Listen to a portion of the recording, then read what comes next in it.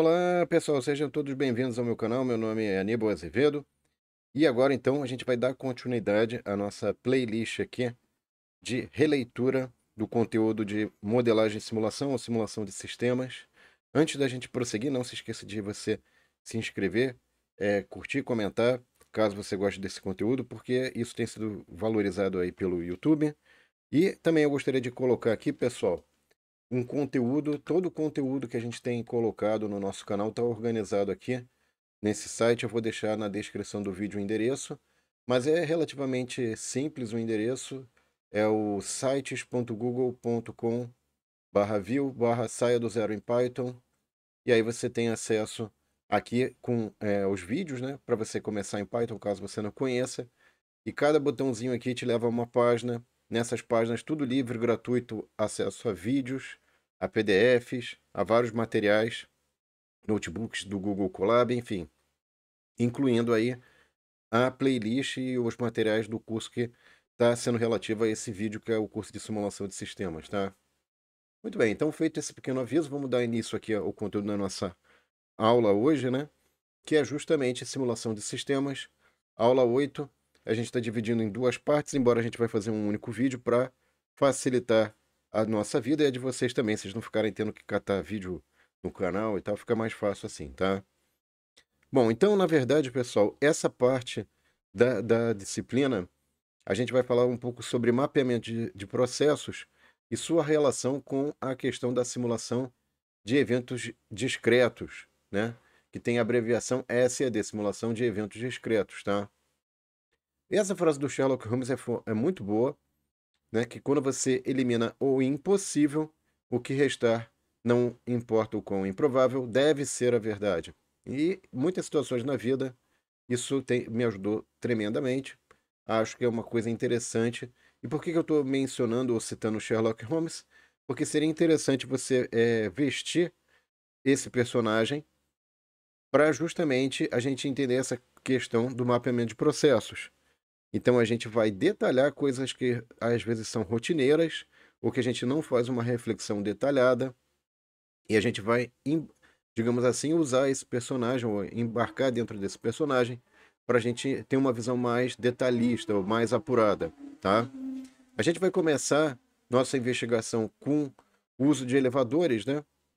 Então, imaginando, fazendo um pequeno exercício aqui, quais são as operações que um passageiro realiza para utilizar um elevador, né? Isso, eventualmente, é um hábito rotineiro para muitas pessoas e, eventualmente, já está consolidado e ela nem pensa mais quais são essas operações. Mas a gente poderia colocar aqui um breve resumo, né, de macro etapas, macro operações aqui, saindo aí, imagina que você chegou num lugar, né, onde tem o acesso ao elevador. Você vai no painel ali, faz a chamada do elevador, espera um pouquinho, abre a porta e aí você faz um embarque. Aqui a gente pulou a questão do embarque, faz a escolha, né? Eventualmente, feita a escolha, aguarda fechar a porta, fecha a porta, faz a viagem, aguarda um certo tempo, né? O tempo da viagem, abre-se a porta, aí você desembarca e chega finalmente no seu destino. Você repara, inclusive, que na minha narração eu fui incluindo mais etapas ainda do que está aqui, né? Então, esse detalhamento, embora possa parecer até muita coisa, você vê que pode ser até insuficiente para descrever todas as ações que eu realizo nesse uso que eu estou fazendo do elevador, tá? E aí, o que que a gente poderia? A gente poderia fazer aqui um fluxograma, um diagrama que representa ou que visualiza não só o ponto de vista de um passageiro, que como foi colocado anteriormente, eu posso ter aqui uma visão mais ampla do prédio, né? E em cada andar eu posso ter um embarque de passageiros. Esse embarque de passageiros pode ser precedido ali por uma espera, uma espécie de fila, né? E aqui você tem justamente o espaço de movimentação do elevador, e dentro do elevador você vai ter a interação com os passageiros, de acordo com esta lógica de operação do elevador, na qual você tem as portas, o movimento do elevador e a operação aqui, né? O controle, que pode ser desde a movimentação do elevador até a abertura e fechamento das portas ou entrada e saída em um certo andar, tá? Então, tudo isso você poderia colocar essa dinâmica, né? De um ponto de vista de mais de uma pessoa. Então, você poderia ter aqui, por exemplo, a chegada de um passageiro, a movimentação do elevador, aí depois chega um novo passageiro, aí tem que aguardar o atendimento do primeiro passageiro para o qual o elevador foi alocado, enfim. E aí você poderia ter toda uma dinâmica em função das operações do elevador e sua interação com os passageiros dentro de um prédio, tá? Então, o ponto importante, pessoal, é que isso pode envolver essa utilização do elevador. A gente pode depois mapear, eventualmente, quanto tempo está sendo utilizado o elevador, quanto tempo está sendo ocorrendo de espera para uso do elevador pelas pessoas, né? Qual é a fração de tempo de espera em cada andar, né? Enfim, e tentar determinar modos de operação desse elevador que levem ao menor tempo de espera, por exemplo. Eu posso definir várias, digamos assim, regras operativas do elevador para atender às demandas dos passageiros conforme elas ocorrem nos andares, certo? Enfim, e aqui colocando que a gente ainda tem um tempo determinístico, que poderia também ter uma variabilidade, enfim. E o ponto importante, pessoal, que eu acho que é a conexão entre o mapeamento de processos e a simulação de eventos discretos, é você justamente, uma vez que você mapeou as operações, colocar isso de fato em uma linha de operação, uma linha operativa, uma linha de tempo operativa, tá? Então, o que eu poderia fazer? Eu poderia ter aí os eventos de chegada de uma pessoa num determinado andar, né? E ela tem um objetivo de chegar em outro andar, embarcar no elevador e sair em outro andar. E eventualmente a pessoa vai ter que aguardar a chegada do elevador para poder fazer o embarque, né? Então você poderia ter uma tabela de chegadas de pessoas e cada pessoa tem que seguir aquele passo a passo de uso do elevador. Então, se você colocasse numa espécie de linha do tempo, suponha aí que chegou a primeira pessoa, né? E aí você põe no tempo zero essa chegada dessa primeira pessoa. Após isso, ela faz o acionamento e espera a chegada do elevador, né? Então ela apareceu no andar, caminhou até a porta, fez o pedido do elevador, num certo tempo, e aí, obviamente, depois que o elevador estava numa certa andar, se movimentou e permitiu a abertura de portas e eventual embarque da pessoa nele. E aí você vai construindo, associado a cada instante de tempo, a cada evento, né, uma certa condição naquele nosso diagrama. Então você pode fazer um mapeamento entre o que está acontecendo de fato, né, o evento, e como isso altera o nosso diagrama, que representaria de maneira simplificada a operação do elevador em conjunto com a dinâmica que está acontecendo ali no prédio, certo? E, finalmente, a gente tem ali a eventual chegada de uma segunda pessoa, que não necessariamente significa que o elevador vai imediatamente atender aquela demanda ou que aquela demanda ou aquela pessoa vai fazer uma demanda pelo elevador, na verdade, tá? Enfim, aí você poderia ir construindo essa linha do tempo e sempre relacionando a ocorrência de eventos com as ações associadas aos processos, né? E a correspondência em relação ao determinado diagrama que a gente construiu aqui, tá? Esse diagrama, claro, é uma simplificação, mas serve para exemplificar que eu poderia fazer diversas formas o diagrama ali, né?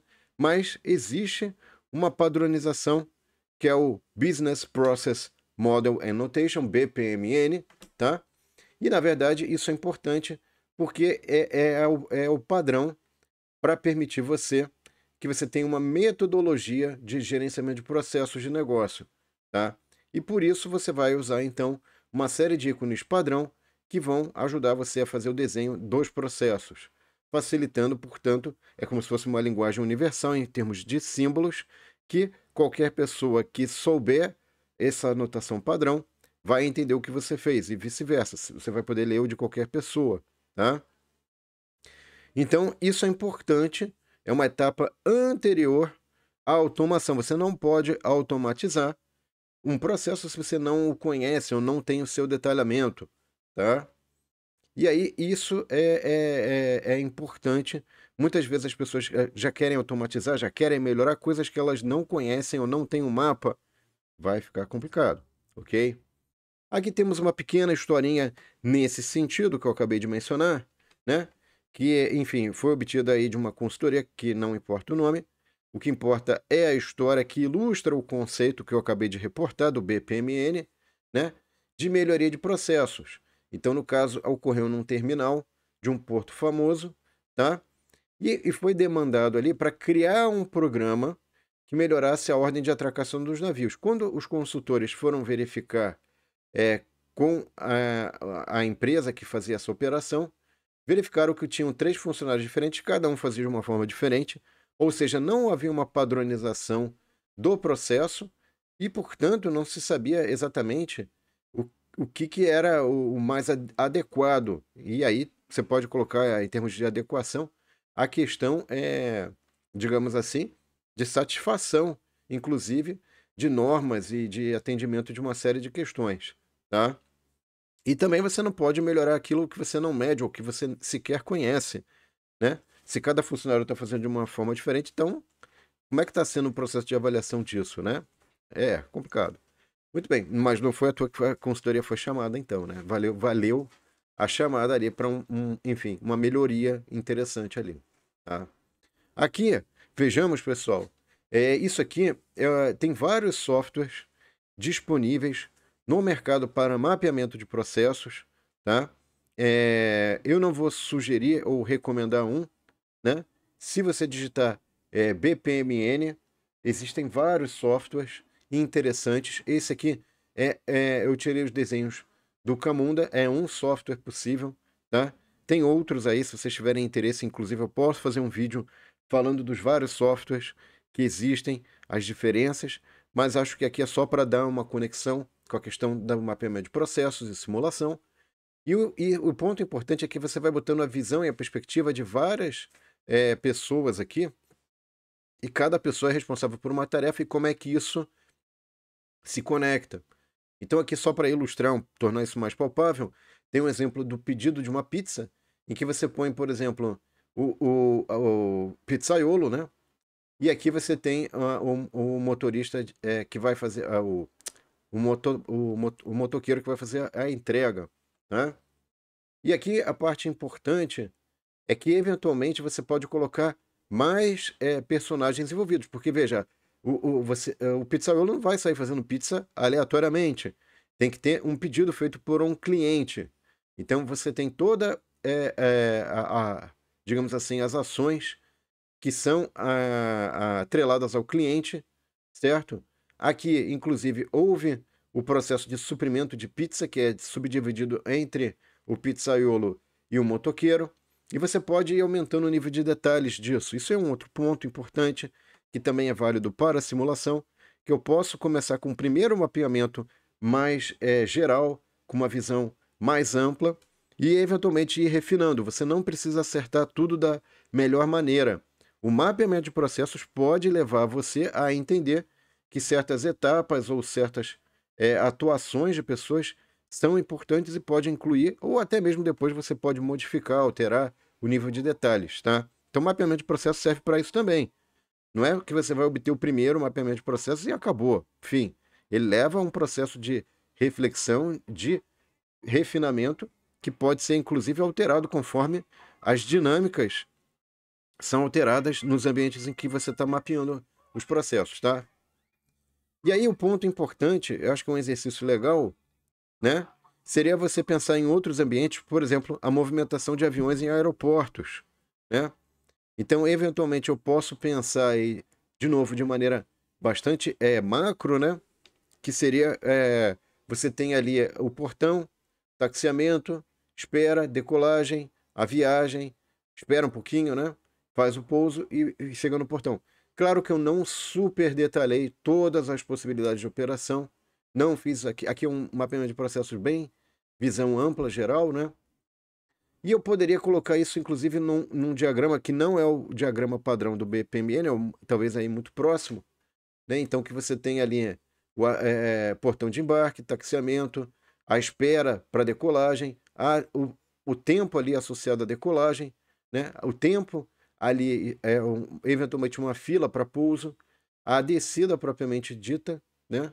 O pouso e finalmente a chegada no portão de embarque. Claro que você poderia pegar toda essa sequência de operações, né? E separar em duas grandes sequências, que seria o pouso e decolagem, tá? Então você poderia, de certa forma, quebrar isso em duas partes. Uma seria a saída do aeroporto no avião, do avião, né?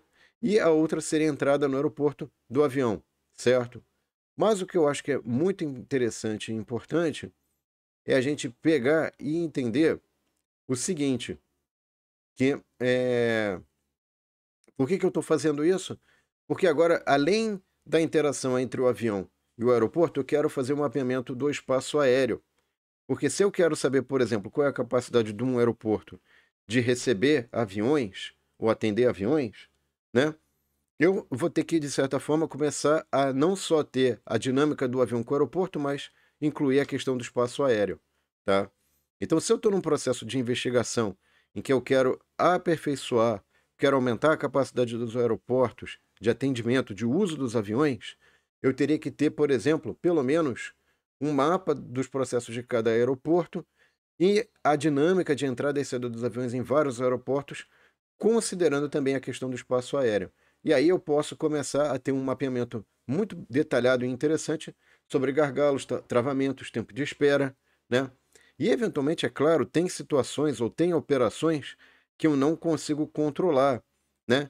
Mas naquelas que eu consigo controlar, eu poderia pensar o seguinte, por exemplo, quando o avião vai ter o embarque de passageiros, isso está dentro do controle da empresa aérea. Então, isso é digamos assim, um macro processo que eu posso detalhar, visando observar como esse tempo de espera para fazer o embarque no avião pode ser melhorado. Então, aqui, inclusive, a gente pode pensar, né, que cada embarque do avião é um embarque em cada fileira, posso desmembrar em cada uma dessas etapas, tá? E aí eu venho um ponto importante, que se o embarque de passageiros começa na fileira 1, eventualmente tem aquele tempo de acomodação, de colocar mala, e isso vai causando uma fila, ok? Isso vai causar que aquela pessoa que vai embarcar na fileira 2 e 3 vai ter que aguardar um tempo, né? E, e aí eu poderia eventualmente pensar numa outra forma de fazer esse embarque, que seria justamente para pensar como é que eu posso, digamos assim, fazer isso no menor tempo. Então, aqui uma analogia interessante, que é muito usado aí para, inclusive para armazéns, de modo a evitar que produto armazenado você tenha que fazer um super controle de validade e perdeu a validade e pegou produto novo ao invés de pegar um produto mais antigo, né? Você pode fazer o que a gente chama de uma organização no estilo FIFO. First in, first out, o primeiro a entrar, primeiro a sair. E aí, desse modo, você sempre põe o produto nesse lado, tem uma esteirinha aqui que desce automaticamente, e você retira o produto do mesmo tipo, só que do outro lado, porque aí você garante que o primeiro que entrou é o primeiro a sair, é o produto. Você vai sempre tirar o produto mais antigo, né? E mantendo o estoque ali, tá? Essa política de organização de estoque, ela poderia ser transferida para o avião como, né? Eu vou fazer o seguinte, eu vou pegar e vou embarcar, começar o embarque pela fileira 3, tá? Só que daí, só desculpa, aqui seria o primeiro a entrar, primeiro a sair, que seria o embarque de quem chegou primeiro na fila vai ser o primeiro a embarcar. Mas no pior caso, eu posso ter essa situação de tempo de espera muito grande. Então, nesse caso do avião, essa política não é interessante, seria uma política bacana para estoque, né? Mas para embarque de passageiros, isso pode levar um tempo total maior, porque justamente pode acontecer esse caso da pessoa que quer embarcar primeiro, é a pessoa na fileira 1, depois na fileira 2 e na fileira 3. A versão otimizada disso seria, poxa, começa o embarque para quem está lá no fundão, Por quê? Porque se essa pessoa tiver que colocar mala e tudo, ela não impede o acesso ao avião das demais fileiras, certo? Isso seria a política otimizada. Mas eu entendo que muitas vezes a política otimizada, embora seja uma política do ponto de vista operacional, a que fornece o melhor tempo, você tem que contemplar outras normas e restrições, como, por exemplo, o acesso prioritário. Então, eventualmente, uma boa estratégia seria combinar o acesso prioritário com a questão da política otimizada. E nesse sentido, eu queria pontuar aqui uma coisa que eu achei muito bacana, muito interessante, né? Que essa empresa fez a organização da fila com uma projeção no chão dos assentos e a ordem que a pessoa tem que ocupar ali no chão, né? Então, primeiro vai vir a pessoa aqui que está nesse assento, depois essa, depois essa. Então, eu achei uma coisa muito interessante. Claro que eles fazem a chamada de acesso prioritário, as pessoas que têm acesso prioritário vão embarcar primeiro, e aí dá-se um tempo para depois fazer o acesso otimizado. Então, existe, é claro, sempre essa importância de se contemplar restrições e normas que, enfim, tem que ser consideradas, tá? E aí o interessante aqui isso aqui teve um ganho, tá inclusive nesse link aqui, né? O sistema inovador já é responsável por um embarque 25% mais rápido. Ou seja, naquelas operações nas quais você tem controle e pode fazer melhorias, eles fizeram uma atuação bacana, tá? E que seria uma inovação para a redução do tempo de fila ali, né? Agora, é claro, pessoal, que veja, toda simulação, todo mapeamento de processos, e existem alguns softwares, inclusive, que já têm isso embutido, mas não de uma forma muito sofisticada, mas já tem alguma coisa, ela pode envolver uma questão que é a questão da variável aleatória. Então, o tempo de embarque pode ser uma função de distribuição, aqui no caso, estou ilustrando como uma função de distribuição uniforme. E se você tiver dúvidas sobre o que é uma função de distribuição de probabilidade, como se obtém, como se calcula, já recomendei no início do vídeo ali, tem um botãozinho lá de um curso básico de estatística, vídeos, notebooks, materiais, tudo livre e gratuito, tá? Aí o ponto importante isso já foi passado, inclusive, vai ser mencionado num projeto, acho que já foi mencionado no projeto 3, que a gente já viu nessa playlist, que é justamente como é que a gente chega nessa função de distribuição a partir de dados estatísticos, dados coletados, tabelados, enfim, tá? E é claro, é uma aproximação para a função de probabilidade através de uma estimativa de frequências. Se você não entendeu o que eu falei, assista lá o curso de estatística, a gente destaca ou ensina essas coisas todas, tá? E um ponto importante, pessoal, é que essa metodologia de mapeamento de processos, ela serve para várias situações. Então vamos ilustrar aqui, por exemplo, a linha de montagem de um carro, né? Você pode ter ali, como eu já tinha mencionado, os macroprocessos, né, na montagem do carro. Então você tem a entrega, fila chassi, montagem em chassi, fila pintura, pintura, fila montagem 2, montagem interior, fila fixação, fixação rodas e entrega. Mas aí você pode chegar e falar assim, peraí, eu acho que eu posso refinar ou detalhar cada uma dessas macroetapas. Então eu poderia falar assim, olha, eu acho que aqui a montagem do chassi está demorando muito tempo, é uma etapa que eu acho que precisa de detalhamento para a gente ver se tem alguma oportunidade de melhoria. E nesse caso, pessoal, eu poderia detalhar os passos que são atrelados ou que vão fornecer o tempo total de montagem de um chassi, né? Então aí teria uma série de outras etapas ali que eu posso considerar, tá? E aqui, eventualmente, essa operação ela pode precisar de operários, empilhadeiras para movimentar produtos, enfim, pode ter o que a gente chama de aquisição e liberação de recurso, tá? Da mesma forma, pessoal, eu posso agora pensar que essa montagem do meu chassi, né, ela pode ser acoplada ou pode ser detalhada, mas também outras partes podem ser detalhadas, como montagem do corpo, pintura, montagem do interior, fixação do interior, enfim. Então, tudo isso daqui pode ser mais detalhado em várias etapas, né? E cada uma dessas pequenas operações pode ter uma função de distribuição de probabilidade associado àquela operação, tá? E, como eu já havia mencionado, você pode, inclusive, ter uma segunda camada desse problema, que é o uso de recursos, né? No caso aqui, funcionários, mas poderiam ser máquinas, enfim, que você vai alocar para cada uma dessas etapas, e dependendo da forma como você faz essa alocação, você pode ter maior ou melhor nível de eficiência. Então, isso é uma segunda camada que você pode incluir, né? E aí pode tornar o problema ainda mais interessante. Então, além do fluxo de materiais, balanceamento de linha, você pode ter o problema de balanceamento de linha de recursos a serem usados para movimentação e operação em materiais na linha de produção, tá? E aí você vai ter que considerar não só a questão do tempo, mas também o quanto que isso vai custar, quanto que isso vai retornar de produtos finais, quanto que vai ser de consumo de materiais, quantos funcionários você vai precisar, ou que nível de funcionários, em quais locais, como é que vai ficar o uso de equipamentos, o nível de ociosidade dos equipamentos ou dos funcionários, enfim, várias coisas que você pode atrelar, não só ao mapeamento de processos, mas trazer isso para a simulação, e a simulação pode fornecer, através de dashboards, de painéis, com métricas de avaliação, toda essa questão aí de avaliação, tá? Então eu poderia também, pessoal, inclusive, separar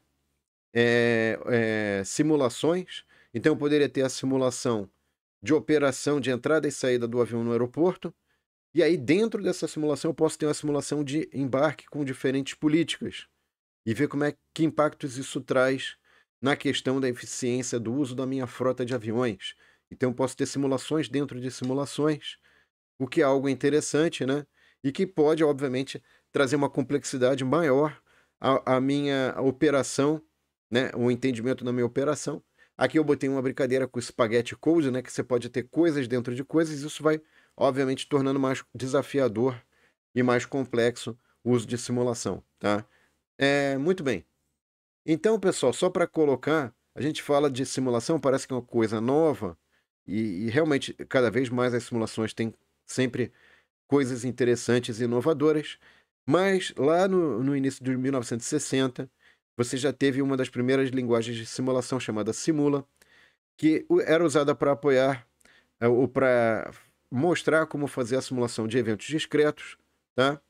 Que era baseada numa linguagem de programação chamada Algol 60, tá?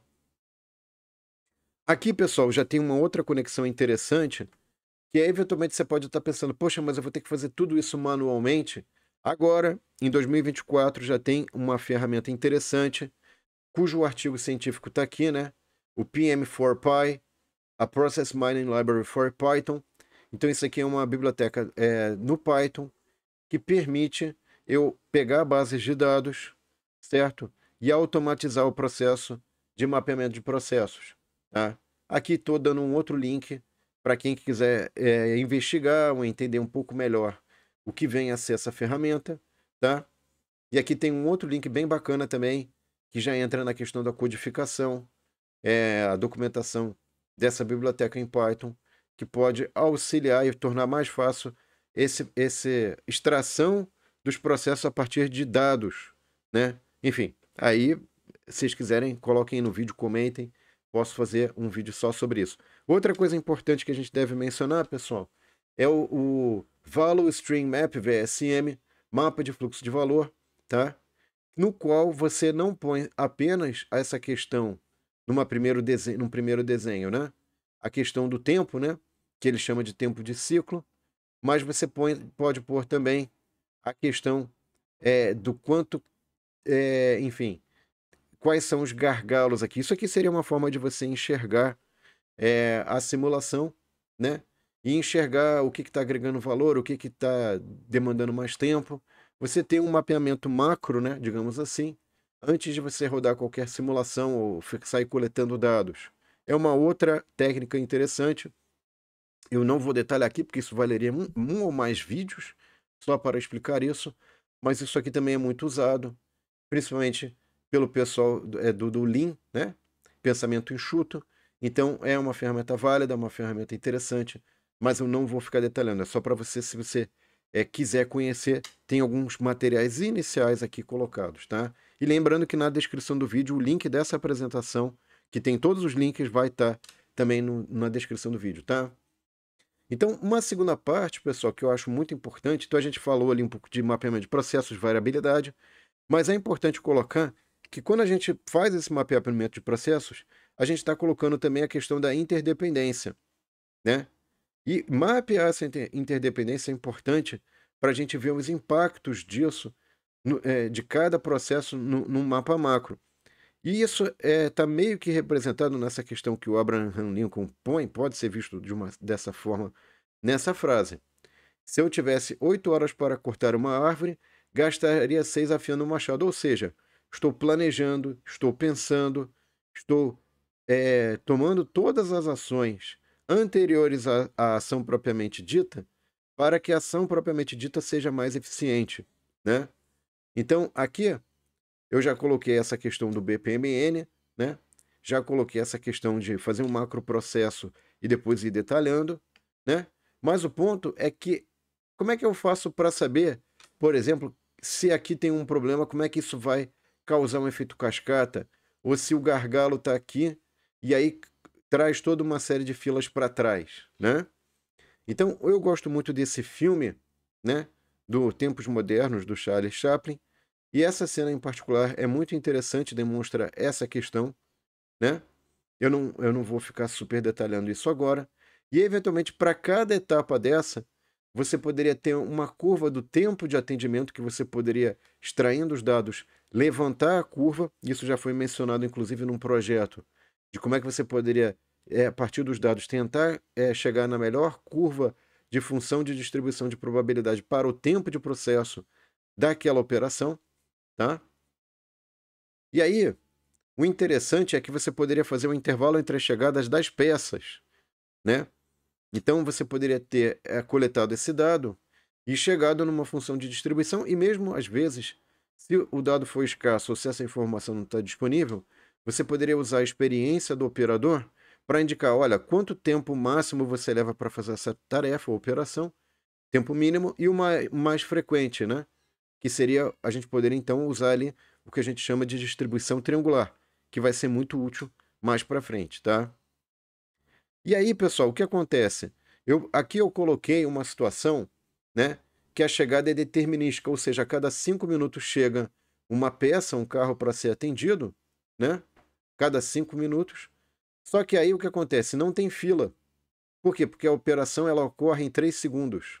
Então, nessa situação em que a chegada é determinística, sempre eu consigo, a cada 5 minutos chega ali um chassi, e em 3 eu resolvo o problema, então nunca tem fila. Porém, se eu introduzir uma variabilidade, eu inserir esse intervalo entre as chegadas seguindo uma triangular, em que o tempo mínimo é 2, o tempo máximo é 5 e a moda, ou o mais frequente, é 3, né? O intervalo entre as chegadas já sofrendo uma variabilidade, então o que poderia acontecer? Poderia ter uma chegada no tempo zero, né? Aí não tem fila, ok. Ele é atendido imediatamente, mas se tiver uma segunda chegada já no tempo 2 e não no tempo 5, né? Pode acontecer isso. Aí você vai ter uma fila, porque você não terminou ainda o processamento daquele chassi. Então, esse chassi inicial, o primeiro que chegou, só termina no tempo 3. E, finalmente, no tempo 3, você pode estar disponível para atender o chassi que estava na fila, mas no tempo 5 já chega outro chassi, aí você continua tendo uma fila. Então, ao introduzir variabilidade num processo, não precisa ser em vários, você já pode começar a ter uma situação de filas, ok? E aí o que acontece, pessoal, é o seguinte: se eu tivesse uma chegada mais rápida ainda, uma chegada de peças a cada 1 minuto, e ainda que fosse determinístico, né? Não é nem variável, mas é determinístico, você pode ter uma situação na qual você tem mais chegadas de peças do que a capacidade de processar. Então, a cada 3 minutos chegam 3 peças e sai uma. Isso aqui é o que a gente chama de não ter estado estacionário, ou seja, a sua fila vai crescer de maneira indefinida. E a relação com a teoria de filas que a gente já havia mencionado em aulas anteriores é a seguinte: você tem ali a taxa de chegada lambda e a taxa de processamento μ. A intensidade de tráfego ρ é dada pela razão lambda sobre μ, e você pode calcular essa taxa e verificar que nessa taxa aqui, nesse valor dessa taxa, se for maior do que 1, você não tem o estado estacionário. Aqui no caso deu 3, né? Mas se o ρ for menor que 1, aí eu garanto para você que eu tenho estado estacionário e posso, inclusive, usar os equacionamentos de teoria de filas, desde que eu tenha lambda e μ seguindo distribuições exponenciais, né? E também uma série de outros requisitos para aplicar a teoria de filas. O que é importante porque muitas vezes uma simulação pode ser muito complexa, pode ser muito cara.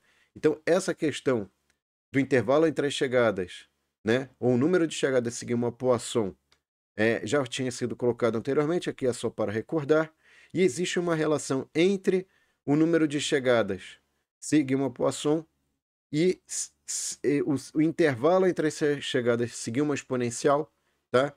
Então você pode provar que existe essa relação. Esse lambda aqui relaciona essas funções de distribuição de probabilidade, tá?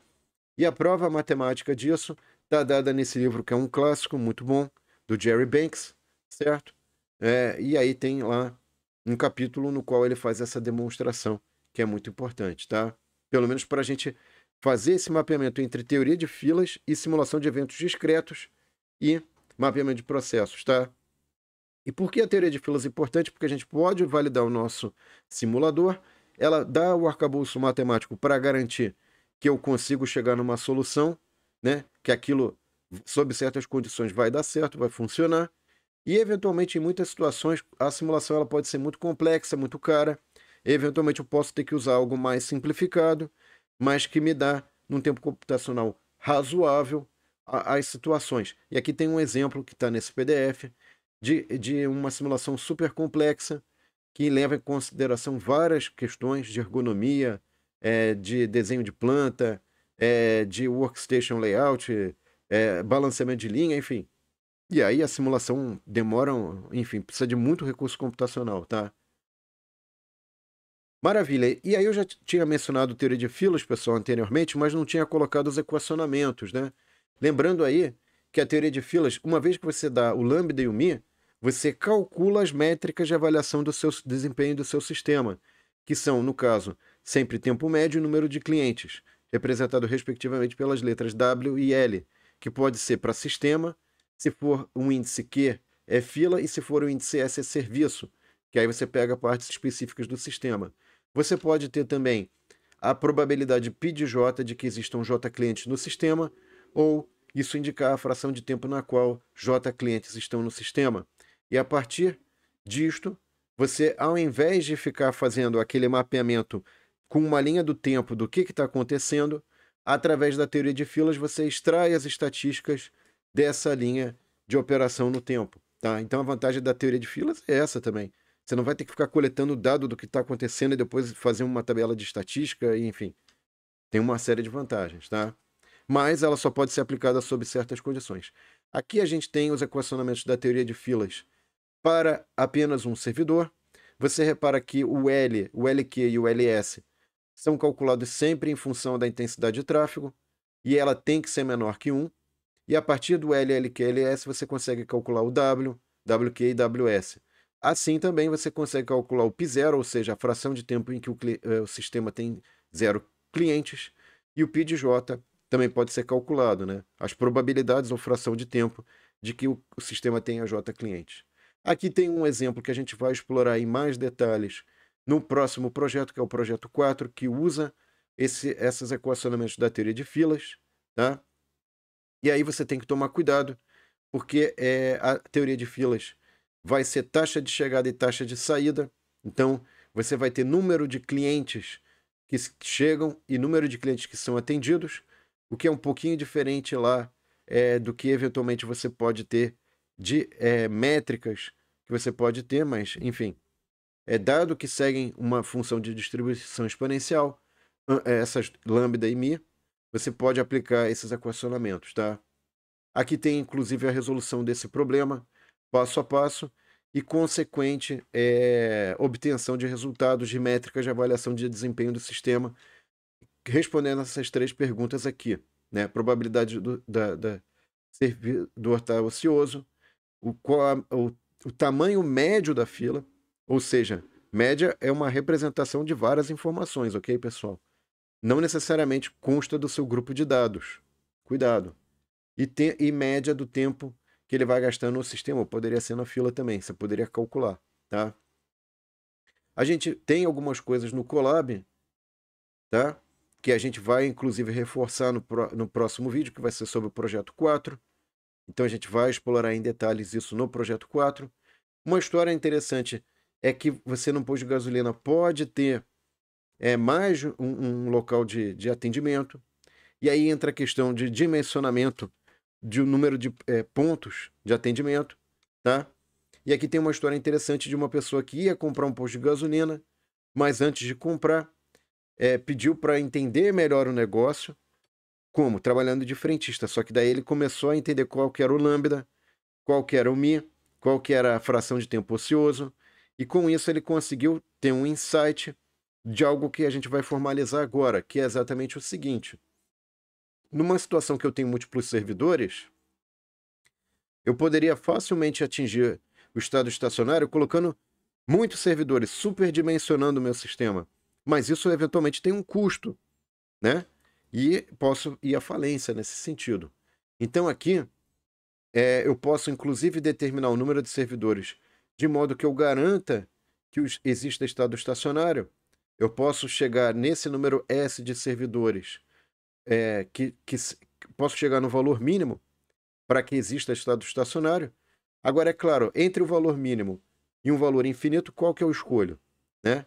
Para fazer essa ponderação, e eventualmente usando esses equacionamentos aqui de teoria de filas, né, eu posso ter toda uma série de contas que a gente vai automatizar via Google Colab, inclusive as equações e fórmulas e tudo. Mas o ponto importante é que eu vou olhar para essa coisa do custo esperado, que vai considerar qual é o custo de serviço, ou seja, dado que eu tenho S servidores, quanto que vai me custar isso, e eu posso fazer uma estimativa do custo de espera, né? Ou seja, o custo atrelado à fila, e aí eu posso ponderar, fazer uma função em que eu tento fazer o melhor desses 2 trade-offs aí, né? O custo de fila, o custo de espera, versus o custo de serviço. Inclusive, na aula presencial foi interessante que um dos alunos pontuou que existem muitas organizações que aproveitam a fila para fazer uma venda.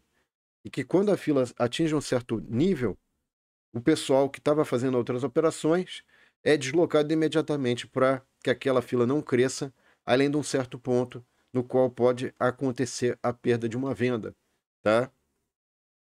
Aqui também a gente vai colocar depois isso em mais detalhes no projeto 4, todas essas questões aqui que estão colocadas em Google Colab a gente vai retornar, né, e vai sugerir algumas práticas para você adquirir um discernimento interessante, sem entrar nos equacionamentos de teoria de fila, somente indicando eles, mas sem necessidade de fazer tudo isso na mão, tá?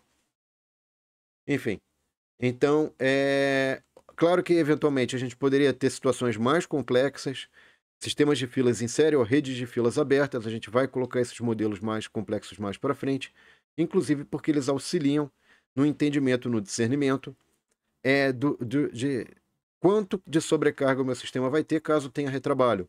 A gente consegue fazer um cálculo bastante detalhado disso, tá?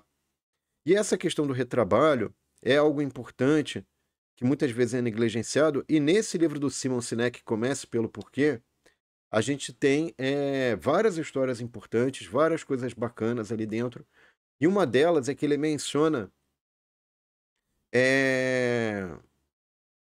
que o pessoal dos Estados Unidos foi fazer uma visita a uma fábrica no Japão, e aí o que acontece é que no Japão era feito de forma diferente do que era feito nos Estados Unidos. Porque nos Estados Unidos, a linha de montagem lá de carros tinha uma fixação de portas nas dobradiças, e aí nos Estados Unidos tinha um operário que pegava um martelo de borracha e batia nas beiradas da porta para garantir que ela se encaixava perfeitamente. E o pessoal, quando chegou no Japão lá, viu que não tinha isso. E aí o pessoal dos Estados Unidos perguntou: Que momento que vocês garantem que a porta encaixa perfeitamente? O japonês olhou para eles e sorriu encabulado. Nós nos asseguramos de que encaixa quando o projetamos. E por que eu estou mencionando essa história? Porque eu falei de BPMN, mapeamento de processos, entendimento das questões anteriores a se fazer a ação propriamente dita, né? Então, na fábrica de automóveis japonesa, eles não examinavam o problema e, a partir daí, acumulavam dados para encontrar a melhor solução. Eles engendravam o resultado que queriam desde o início. Se não obtinham o resultado desejado, entendiam que a causa era uma decisão que havia tomado no início do processo. Ou seja, você fazendo pequenas implementações, entendimentos sobre a sua operação antes dela ser escalada, é importante para garantir o resultado sem ter que usar um martelo desse aí, né?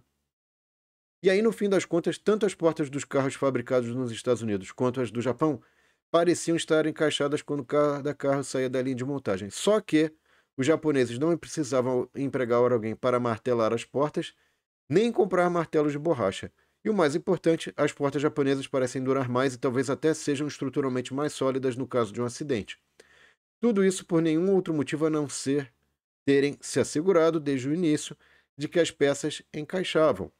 O que os fabricantes de carro americanos faziam com seus martelos de borracha é uma metáfora para o modo como tantas pessoas e organizações conduzem as coisas. Ou seja, será que você está martelando as coisas na sua vida? Cuidado para não martelar você mesmo, hein? Enfim. Então, é isso, pessoal. Agradeço a sua atenção, espero que vocês tenham gostado. E no próximo vídeo a gente vai aprofundar o uso dos equacionamentos que eu mencionei muito rapidamente e brevemente aqui, de teoria de filas, conectando várias coisas que a gente já vem comentando aí ao longo de várias videoaulas. É isso, obrigado, até a próxima, pessoal. Um abraço e até lá. Tchau!